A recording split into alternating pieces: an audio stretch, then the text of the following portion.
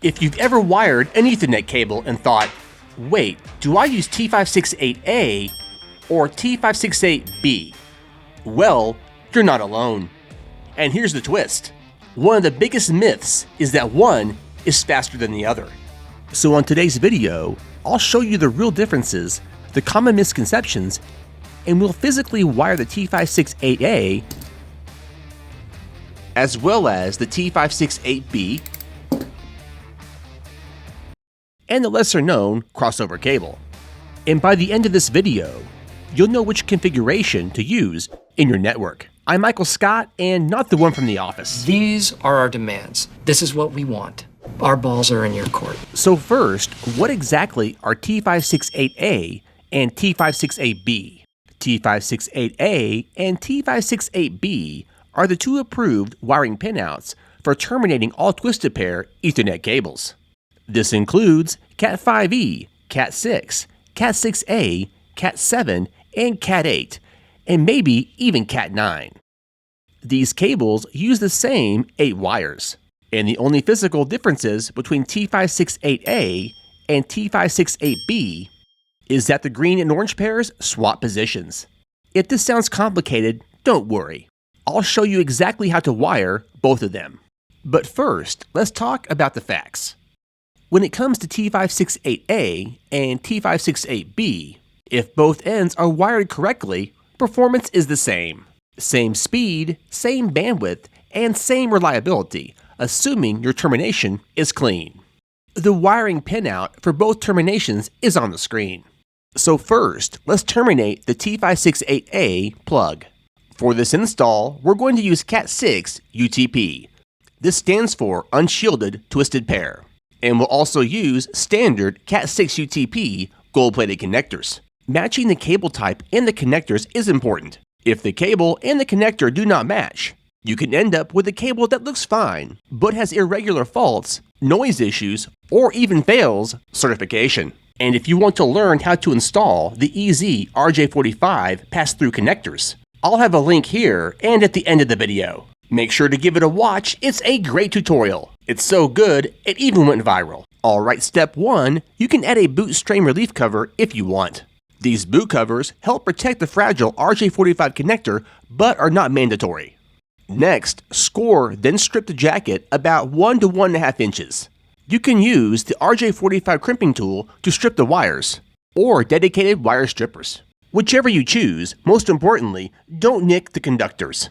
And always check closely before going any further by pulling down the drawstring. If any wires got nicked, you have to restrip.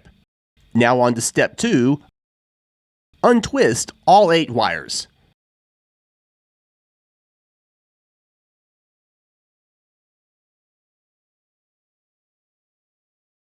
This easy hack makes it easy to untwist all 8 wires quickly.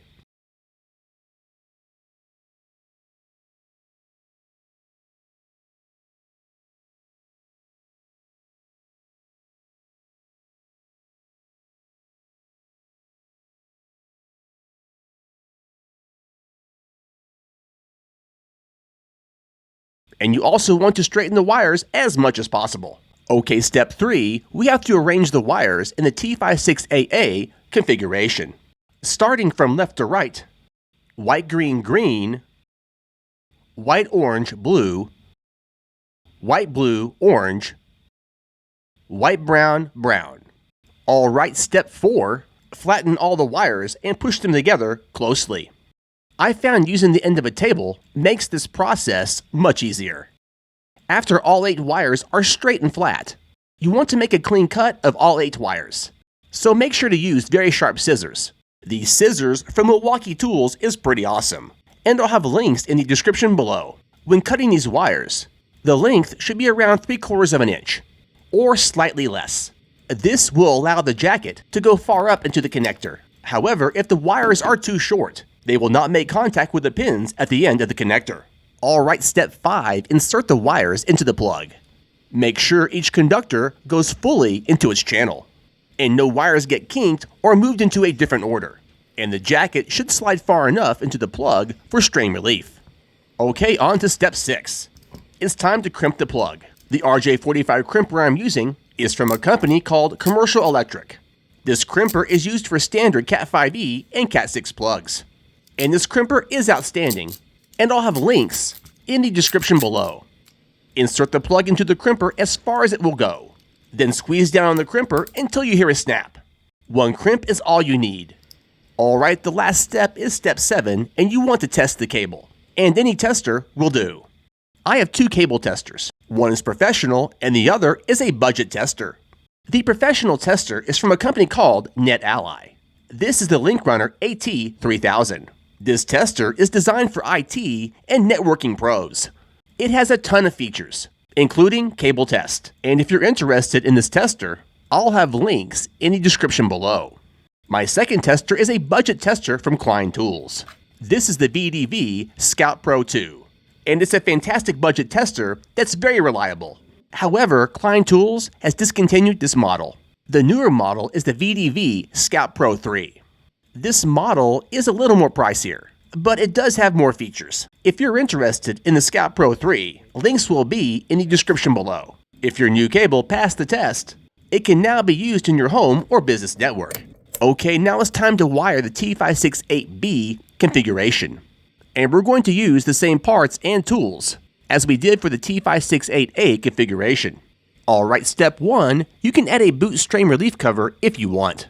These boot covers help protect the fragile RJ45 connector, but are not mandatory.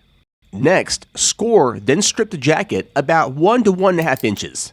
You can use the RJ45 crimping tool to strip the wires, or dedicated wire strippers. Whichever you choose, most importantly, don't nick the conductors. And always check closely before going any further by pulling down the drawstring. If any wires got nicked, you have to restrip. Now on to step 2, untwist all 8 wires.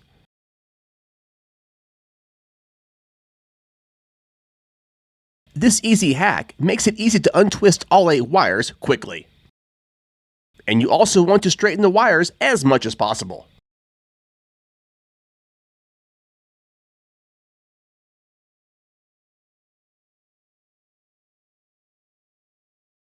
Okay, step 3, we have to arrange the wires in the T568B configuration. Starting from left to right. White, orange, orange. White, green, blue. White, blue, green. White, brown, brown. Alright, step 4, flatten all the wires and push them together closely. I found using the end of a table makes this process much easier. After all 8 wires are straight and flat, you want to make a clean cut of all 8 wires. So make sure to use very sharp scissors.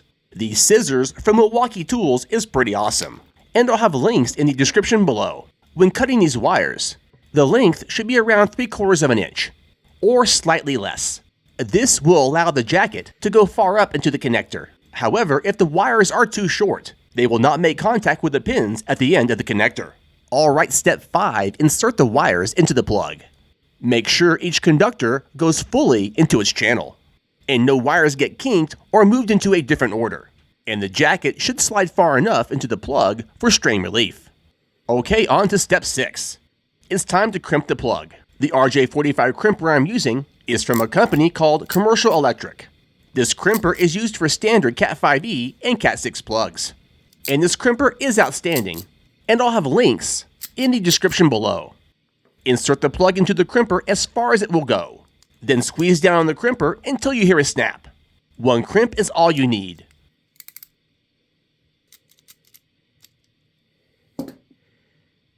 Alright, the last step is step 7, and you want to test the cable. Once again, any cable tester will do.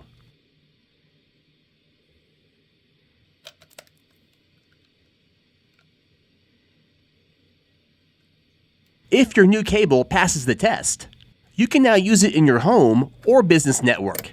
Okay, next is the crossover cable.